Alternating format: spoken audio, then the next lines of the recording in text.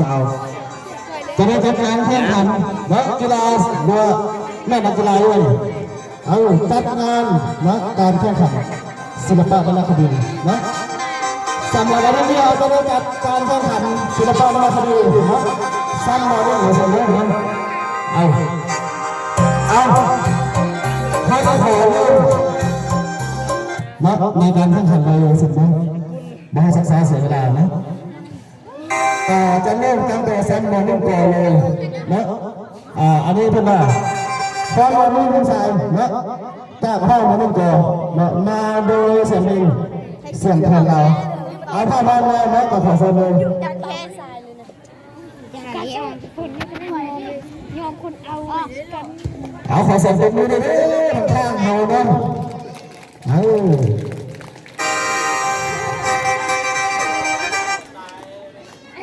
น้อยมือแม่มือนิ้วเจ้าเหลี่ยมสำหรับงานเนี่ยถ่ายเลยเก๋มึงแก๊สไปถ่ายบ่อยก็คนนั้นนะเฮ้ย